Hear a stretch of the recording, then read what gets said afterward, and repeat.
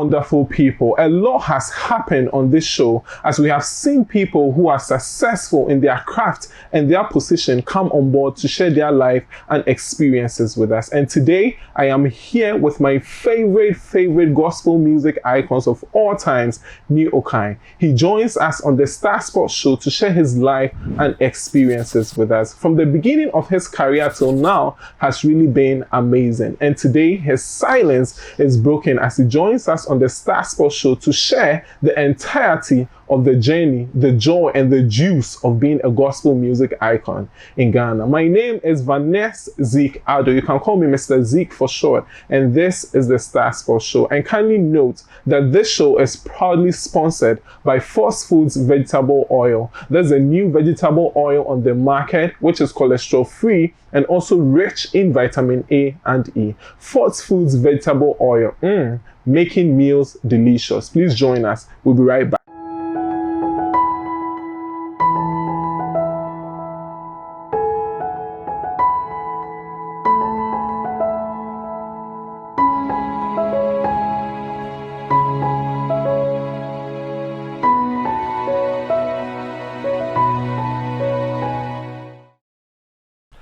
Right, so like we always do on this show, before we start, we'd like to give a little bio about our star guest. Nii Okai, born Ernest Nii Okai Okai, was born on the 19th of September 1977 in Tema, Accra. He had his secondary education at Mfantsipim School in the Central Region and furthered his education at Kwame Nkrumah University of Science and Technology. He currently holds an MA in Mission and Theology. He is the leader of the Hubble City Mass Choir. In 2004, his album Mokobe shot him into the limelight. Nii Okai has 5 albums to his credit. He has won several awards in Ghana, including the Music for Development Award with his Saving Hearts album. And the rest we are here to find out from the minister himself. So join me, Mr. Zeke, and this is the Star Sports Show. Reverend Nii, should I call you Reverend or Nii Okai? Which one do you prefer? Pastor Nii is fine. Pastor Nii is fine. Welcome to the Star Sports show. Thank you. Thank you so much. So we've heard a lot, we've read a lot. So how did you start your music career? Okay, I didn't intend for it to be a career, really. It's a gift I realized I had from way back Sunday school. So I kept singing. I got to understudy music directors whilst in Infanton school and became one. Right. And went on to Tech, University of Science and Technology. What course did you study at Tech? Social science. I did economics and French. Right. Yes, and so on and on, it's been one level of interest in music after the other. And I just got drawn in deeper. It ended up becoming, one of the careers that, I'm noted for. So that was it. I didn't set out to become like a gospel music artist. From childhood? No. So you had other childhood ambitions, right? Yeah. I wanted to be a pilot. I wanted to be a pilot. Yeah. I really wanted to be a pilot.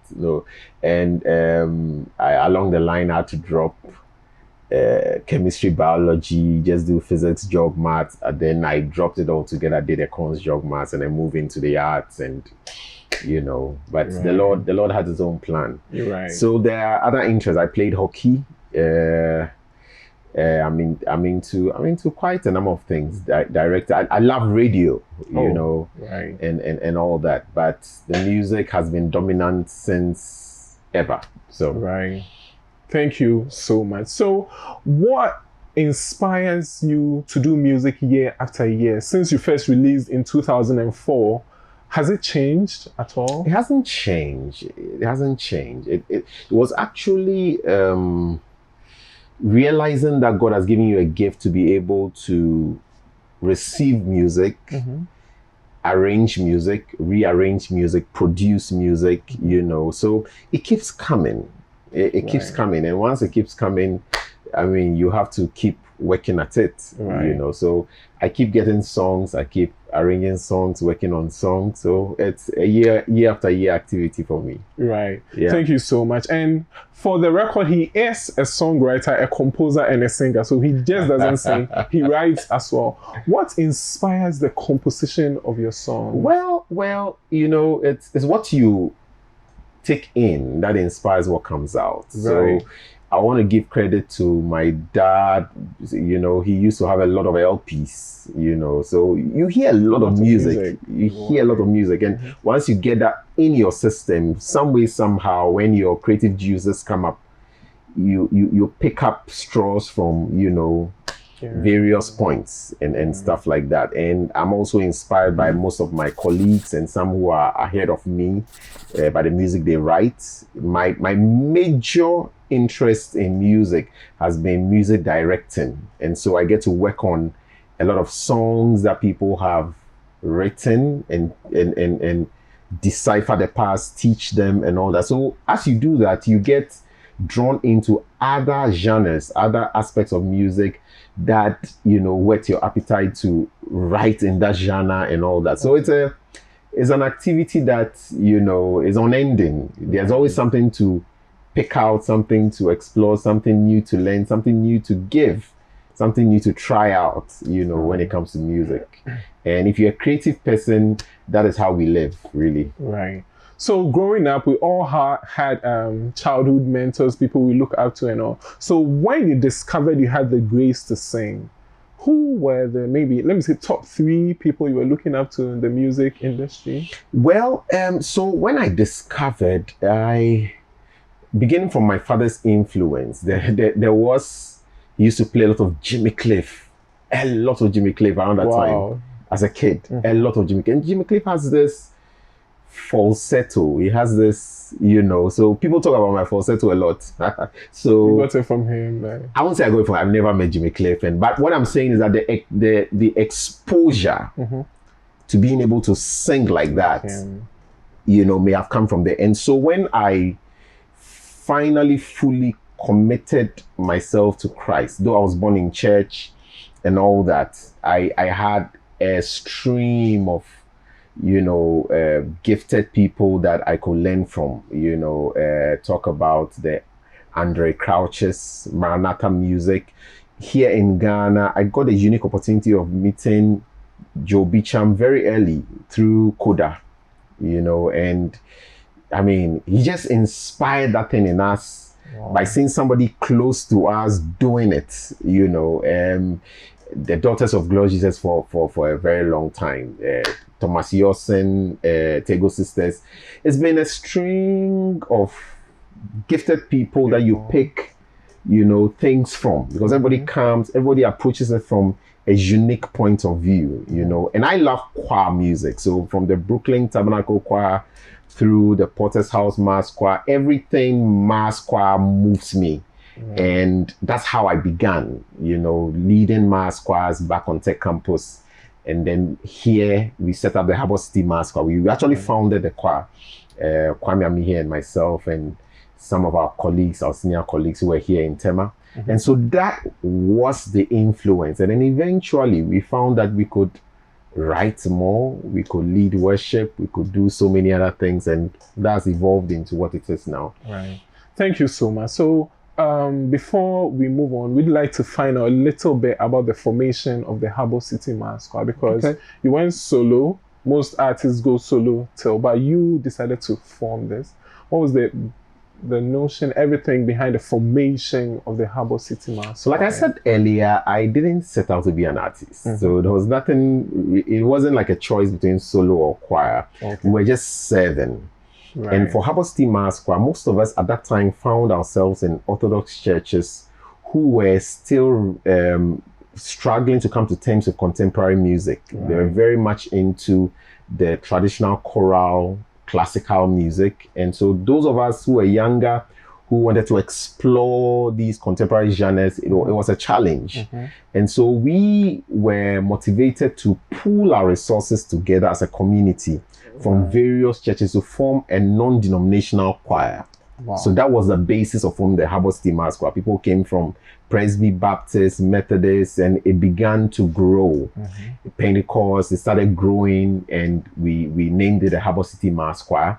And when I started rearranging songs, obviously as a music director, that was a choir that I would teach those songs to, you know, and all that, until I felt a deep sense, you know, of urgency to release my first album. I was going to Kumasi. I remember very vividly when God dropped 10 praise songs. These are not songs I would normally teach the choir. These are Pentecostal praise songs. Right. And so I called Koda. I'm like, I think it's time. You know, we told Joe Bisham about it. He said, oh, we should come over. We put some things together. It started sounding good. Then we started putting the collections together, songs I've written in the past. Some after the choir, some were still in my notebook. We started recording them. And then the first album was ready. Right. Thank you so much. So we did like to also find out the starting of the first album in 2004. And the world's favorite, Mokobe, writing of that song. How did you, because this song is going to be a blueprint for other gospel artists forever. And you have chalked your name over there. So we'd like to find out a little the glory of God. So when we started Hubble City in 1999, that was when it started. Yes, Hubble City Mass Choir. I left for, that same year, I left for Benin as a French student going on a year abroad program, you know. And interestingly, coincidentally, my dad passed that same year. That's why it's etched in my memory. You know, that's that very year, in November, thereabouts. And so, whilst in Benin, I started receiving a stream of worship songs. Mokobe was one of them. Prior to going to Benin, I started rearranging some songs we had even recorded with some of the campus choirs. But I started receiving full songs, you know. So when I came back, I started teaching those songs. And one of them, Mokobe, caught on. It wasn't as full or elaborate like as you know it now. It was just the chorus and the verse. And it was such it was received well. And anytime we sang, we sensed the power of God, you know, present. So I knew there was something in the song. But I moved on to other things until 2003, when I said I got those 10 songs. So when we started recording, it was Koda who insisted that, no, that Mokobe song has to be on the album. Right. You know, and I said, okay, so let's try. So we set out to do a live recording. It didn't come easy, but of the Mokobe song. Yeah. It didn't come easy, but we did all the patchwork we could, and we came out with Mokobe, and it took a life of its own. It's just everywhere. Went, you know, and we're like, wow. So Mokobe is what actually changed everything for me, because I wasn't into artistry at all. I was just doing something that God has asked me to do and move on to other things, you know. But it just opened things up. Now people wanted me to grace events, you know, come and sing and all that. And that's what started the Nii Okai band. I call them Virtuous. It grew, and eventually started the Nii Okai Ministries that we've come to know. Right. Thank you so much. So before we go for our very first commercial break, we'd like to find out the state of gospel music in Ghana now. I will leave that question to you because I won't probe further. What's the state of it now? Is it okay? Can something be done to make it better? What do you think about the gospel music industry in Ghana? So I think that it's been a developing process. Right. People have really toiled in the past, plowed, you know, sowed seeds, and now a lot more have come into the fray, and it's growing. Anything that is growing is beset with its own unique set of challenges or issues. Once it looks good, you have a lot more people coming with different mindsets and all that. But I still see the hand of God in what's happening. If today you can have gospel acts headlining major industry events and stuff like that, then I say we've come quite a long way. When I came into the scene, it was just a few people who had that opportunity to do mainstream, music events and stuff like that. I remember my big brother Daninete, those times. He was like a unique guy who would go on was it Miss Ghana platform, and all. It was very rare to find. But now you have quite a number, headlining and getting opportunities, to even feature international acts and all that. So I say it's a developing story. It's growing. It's certainly getting better. Unfortunately, because of the mass influx into it, you have so many others who are still struggling to find their feet as to what the core ministry actually is. But it's certainly growing. Right. Thank you so much. So as to whether the upcoming gospel artists are changing the game at all, we'll find out when we come back after the commercial break. Do stay with us.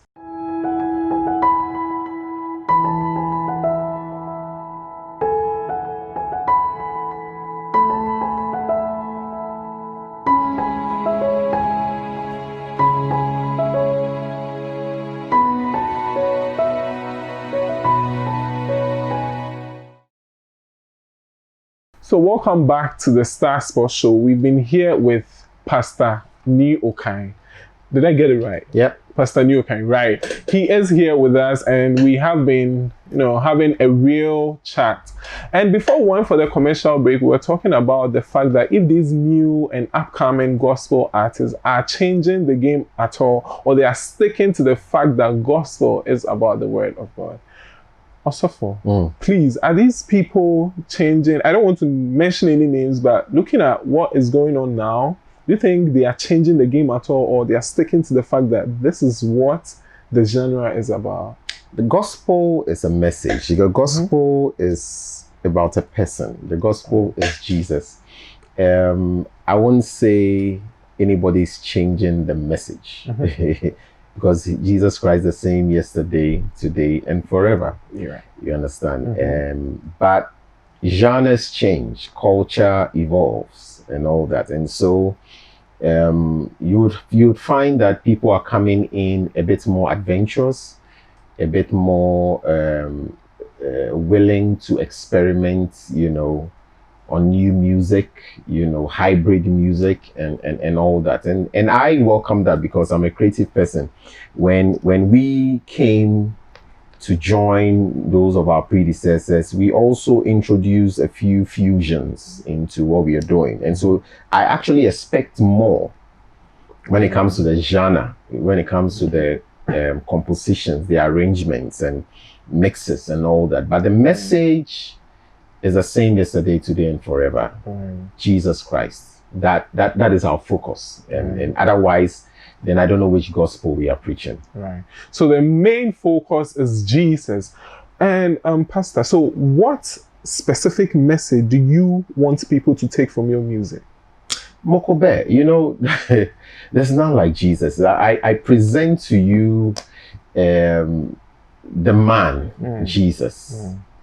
God made man who died in our place, and for which reason we are saved. Right. So when I say in beauty, in love, in strength, in power, there's none like him.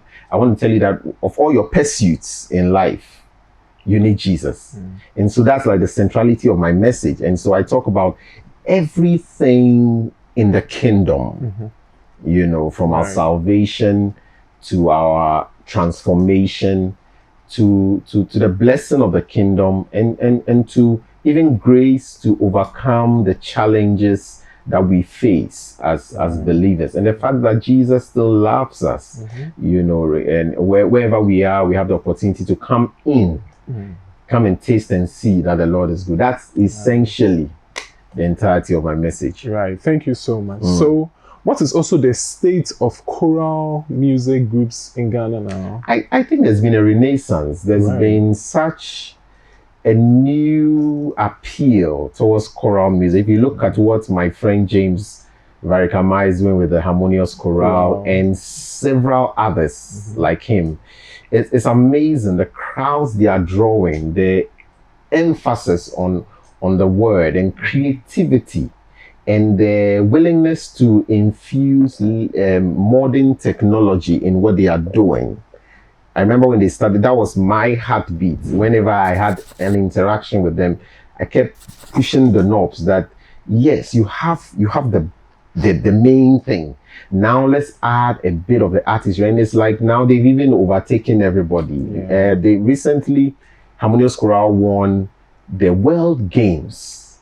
Wow. You know, we went to a world competition with all choirs from across the world, and you won. Wow. You understand? So there's been a renaissance there as well, especially when we talk contemporary. It's a term we don't normally understand. We think it's static. It's not static. Contemporary means current times. Mm-hmm. So what was classic may be contemporary in the next 5 years, because we realize that there's nothing new under the sun. It keeps changing, coming back. You know, fashion and all those, it keeps coming back. And so what is contemporary now, you have a lot of young people in community choral groups, Dansoma Youth Choir, Tema Youth Choir, Lashibi Youth Choir, Listen Youth Choir, and it's engaging quite a number of them. And my heartbeat, my desire is that in all this engagement that they will find Christ, right, and focus on the ministry and live exemplary lives to draw more people into the kingdom. Right. Thank you so much. And we have been here with Pastor Nii Okai, and this is the Star Sports Show. So starting from your end in 2004, there wasn't much of social media during those times. So I think the publicity wasn't really there. And how do you incorporate that into your work now? Is it easy to catch up with, or you don't see the need for that? Because I had the chance to sit with some artists of the old, and looks like they are finding it a little bit hard. So what do you think about that too? Change is always like that. I mean, you would expect that others are a bit more careful when it comes to these things, and some are also due to misconceptions. You know, if you dug deeper, they'll tell you they call me the eye pastor for a reason. The eye pastor. Yes, because what we do here we call the eye church. Right. It's an interdenominational, church and all that, but we also focus on using every technology available to reach every soul. Wow. You understand? And so we are very, very, very into innovation, into technology and all. We believe that every good thing comes from the Lord. It can be corrupted for evil use, but essentially the wisdom and the grace to do these things comes from the Lord. So we employ that a lot in everything that we do. And I take the pains to introduce some of my colleagues, some of my senior colleagues to it. That, look, it's not as spooky or anything people don't understand. They tend to, put some demonic thing around tell me as carnal. But I'm like, no, when light comes, darkness has to flee. Right. We are the light of the world. So go there and brighten the corner so that people realize, that you can do. When I got introduced to Facebook by, I'm sure you've heard of MOG. Yeah. Yes, MOG has been serving with me for years, and he introduced me to Facebook. He said, look, I've signed you up myself. So I curiously went there. I'm like, what's this thing that all the kids are getting very addicted to? I got in there and I realized that some of all my classmates I've lost contact with. Everybody was they were adding me and all that. And he was adding some people. Say, hey, give me my password. And I took it back. And I went there, and that very year, when we had our annual concert, I told all the youth something, because Hubble's theme was about touching our youth. I said that I'm a new person to Facebook, and I've spent maybe just a couple of months. But what I noticed that you guys do is that you wake up and say, oh, I just had tea, I just had bread, and then you take picture and you put it there. Is that all you can do with Facebook? Can't you wake up and preach to your congregation that the Lord has given you, the friends and family who have added you on? Can't you impact their lives? And after I said that very week, a number of them started doing devotionals on their own on Facebook. They realized what light they can bring to bear in the space. So it's about your mindset. It's like fire. Fire can be dangerous, but it can also be a very good servant. You understand? But if you allow it to control you, to consume you, if all you go to do there is gossip, all you go to do there is to share unholy stuff and stuff like that, it will spoil your life. It will retard your progress, and the Holy Spirit will run away from you. But if you would engage it as a tool to be inspired by the Holy Spirit, there's something Facebook does I like. It says, what do you have in your mind? What's on your mind? You get Right. it? What's on your mind? What is on your mind? Right. You see, out of the abundance of the heart, the mind speaks, the mouth speaks. That's what I would say. So what is on your mind? If Jesus is on your mind, you type that. Right. If the salvation of souls is on your mind, you type that. If the song that the Lord has given you is what you want to share with the world, you post that. But if it's envy, or something that's on your mind, that's also what you're going to engage in. You spend all your time, talking about others. When you have something to give. So for me, that's the approach to new media and technology. Let's see how it can enhance the gospel. And we in the iChurch, COVID actually launched us further deeper into what we've been called to do. When we started, we're doing a Zoom church already. Wow, you had it already. We were doing it for 2 years. We're doing it. But when everybody was put on lockdown, then they realized that, so this thing that we've been doing is actually, so it's actually taking on various dimensions. Some of the people who serve with us are in Austria, US, other places, because technology has made it such that they can actually be part of the service. Right. And not just watch, but actually lead aspects of the service and all that. So it's a good thing for me that today missionaries can enter a Bible forbidden country with their iPhone. Why? Because they have a Bible app on their iPhone. But those days they'll search you for a physical Bible. You understand? So instead of demonizing it that you should only use the physical Bible, think about the freedom God has given or the opportunity God has given for us to break into new frontiers, to touch many more people. Right. You understand? And then you realize that everything that is going on, all things work together for the good of those that love the Lord and are called according to his purpose. Right. Thank you so much, Osofo. So looking at your writing powers, this is why I put you on the spot. Okay. Would you write for a secular artist? Have you written? Yes. A secular artist once, a friend of mine, he's on my lane, once said, Charlie, God has given me a gospel song, let's do it together. I said, you should send me the lyrics. He sent me the lyrics, and I realized that, it needs a lot of word. So I did that for him. Right. His actual desire was that we do it together. Oh, okay. But I rather worked on the words for him. And give it back to him. And give it back to him to do.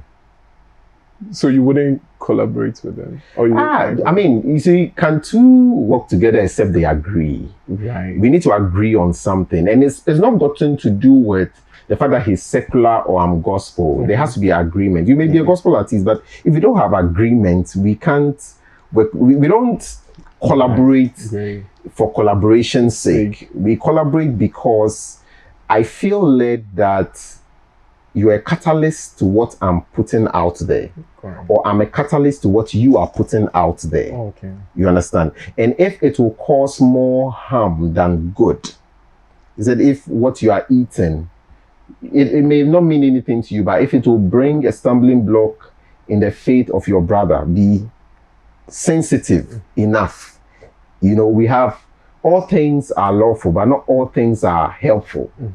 You understand? So I won't sit here and say that it can never happen that there will be a collaboration. Like God told, it's not the same thing, but I'm just using it as an analogy. God waking Peter up and showing him 3 visions and saying that, go to the house of Cornelius, I've sent you to him. And Peter is like, no, these things are unclean in our Jewish custom. And God says that you cannot call unclean what I've made unclean. My mind is open to the fact that God can lead you at any time to do any, but it's his leading. And if it's his leading, he will do the vindication. He will do the explanation in the space. But it is not a rule that there's nothing wrong with it or there's something wrong with it. You have to be led at all times. And sometimes it may be to your personal benefits. If I go with this artist, he has a long reach, I may be able to reach a lot of people.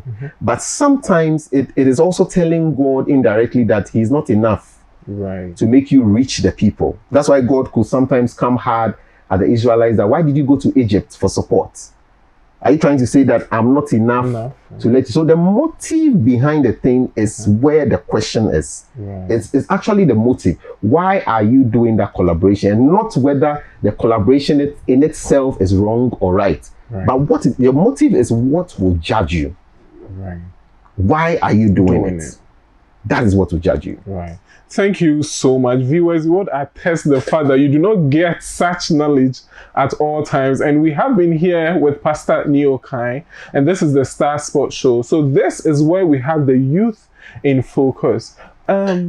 Imagine someone also wants to be a gospel artist. And one thing I want to find out before we launch into the youth in focus is, should I receive from God that I have the grace to sing, or I can also learn to sing? Which is which? I think it goes both ways. Because we receive not in one way.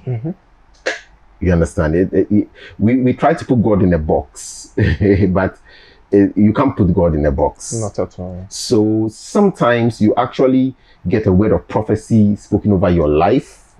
You know, sometimes you get a vision. You know, other times you are picked up. Other times you're also snatched from the fire. You were straying somewhere and you had an encounter and then you come.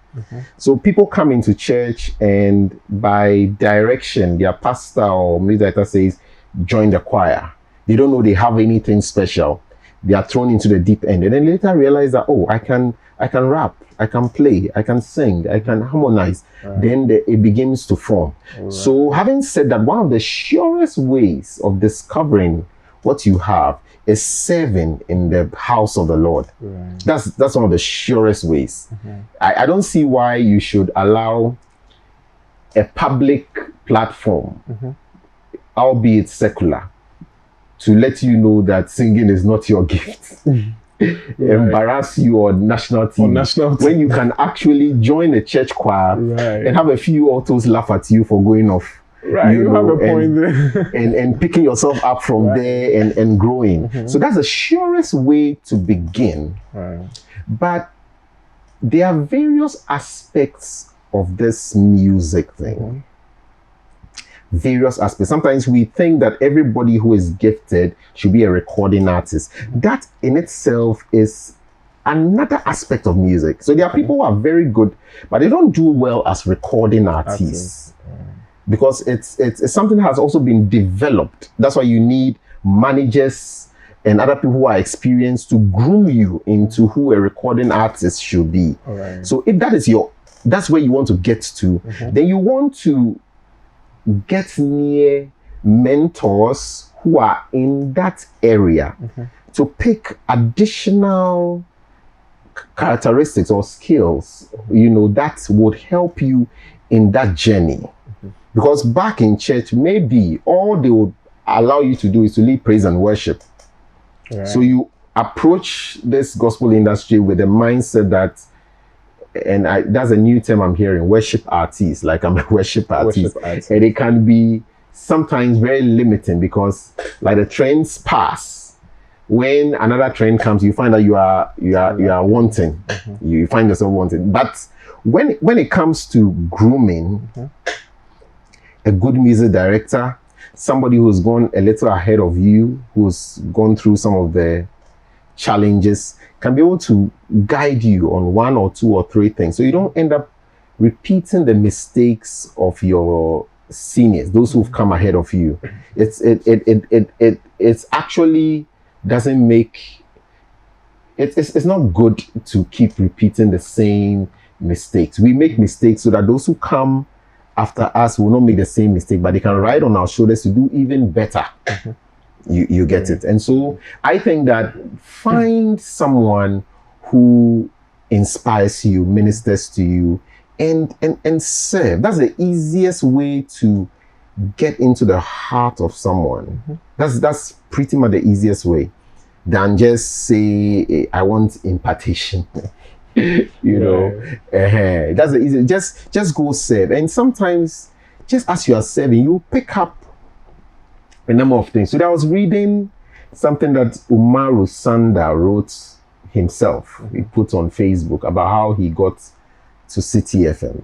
He went for an interview for national service. You understand? And the point is that they threw him to the deep end. He started producing. He wanted to be at the forefront of media presenting, but he had to be a producer. And so one fine day when the anchor didn't show up, was late, and they were hot, they were like, sit down and do it.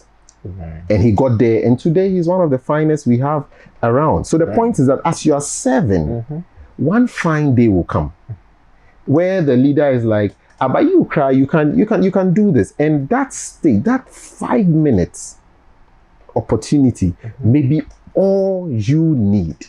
People have done 3-4 albums, nobody even wants to listen. But that 5 minutes on that platform can change everything for you.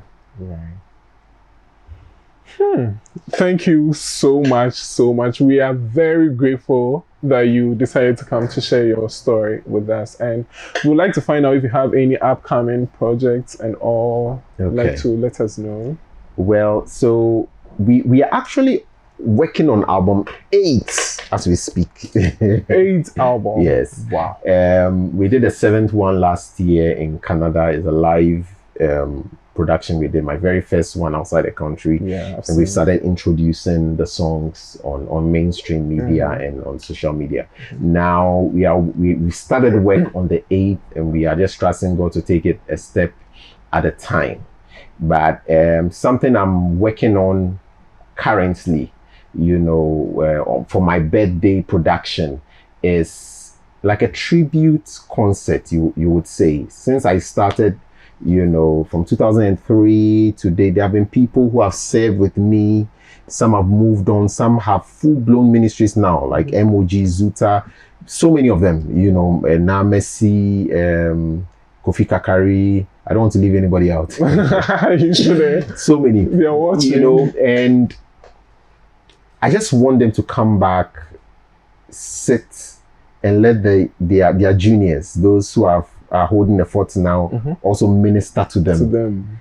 And say thank you for their contribution to Nii Okai Ministries. You know, that thus far has a lot brought us, and let's still share that common goal of pushing the kingdom wherever the Lord has placed them. Let's not forget where we started from. Let's push the kingdom. We are one. We are one family, and we can do this. So that is the September project that I'm working on, and Silicon House Productions is partnering me to do that. You know, but like I said, we are working on this 8th album. I don't know when it will be ready, but we still keep working. We'll be here to give you guys the information when it is ready. So before we go, would like to, you to give us a final message for the youth. And we are also not in normal times and all. But before, a viewer also wanted him to sing one, and I don't know. Oh, really? Yes. And that is also my favorite too. I heard that song when I was in JHS. Wow. People like to find out my age then, but I think I'm a little old. Right. So we aren't in normal times, as you know. We'd like to find out any information, any encouragement you have for the youth, anybody who wants to emulate, like growing up, seeing Nii Okai on TV. I remember I met Nii Okai at Footprint Praise, and I wanted him to sing this one and a song. And I bought the ticket because of that, and you did not sing it. I went to my dormitory, my hall very heartbroken because he did not sing the song. Right. So any message for the youth? Okay. I normally don't do one and when the choir is not around, or I don't have a large choir, because it's a choral song and all that. But my heartbeat is for the youth, because I think the youth are normally misunderstood. I started very, very early. Koda and I were looking back and realized that we started very, very, very, very early. Did you start in tech together? Yes. Right. But, you know, we never look at our age. It was about the burden that we had, the gift that God has given us, and what we could do with it. So don't let anybody despise your youth. You know, work. But also don't be too entitled. I find that the youth of today, our peculiar challenge is entitlement. Entitlement means that because we have the vim, the courage to do things, we believe that we should get quick results. You know, we are the fast food generation and all that. It doesn't always happen that way. Right. It may happen for one or two people. It's from times of, oh, that's it. But en masse, it doesn't really always happen that way. You need to be diligent. You need to persevere. And especially in your times where a lot more people are in it, it's those who persevere who will eventually make it. So don't give up. And yet don't be too entitled. Don't expect rewards too quickly. Don't be heartbroken that you were not nominated. Don't be heartbroken that your friends voted for somebody else instead of you. You understand? Don't let those things toy with your emotions and your heart. Now, feel free, make your mistakes, make attempts. I mean, you have nothing to worry about. I find that, for example, someone shares a single with me. Oh, can you listen to this song for me and give me your feedback? And I ask, can you take feedback? Said, oh yeah, I can take feedback. I'm like, okay, I think it needs to be mixed again. Oh, but I've already put the date for the release out. Yeah. And my friends, my fans, when I hear that, then I cringe. I'm like, fans. Before the release. So my friends and my fans, you know, I'll be disappointing them. That is the entitlement I'm talking about. Right. The Japanese say that get it right the first time. When you get it right the first time, they will always understand even if you make mistakes. But if you start on a faulty note, people will rather not give you the benefit of the doubt even when you put a lot more effort in it. So stop being entitled. Make your mistakes. Let people say that, oh, you are now coming up. Let them call you all the things they want to call you. Imagine all the funny things they call you. You know, don't let it bother you. Just play your heart out. Sing your heart out. Go out there. Try again. Do again. Keep going. Don't expect rewards. Let the rewards surprise you. Don't feel entitled that, but I sound better than them. Who told you? Rather focus on what you have. Right. Because what you have is unique to you. It is unique to you. Nobody can take that away from you. And keep going at it. As you persist, you will prevail. Cheers. Cheers, as Osofo says. So the one and a song, on Badua. Eraza,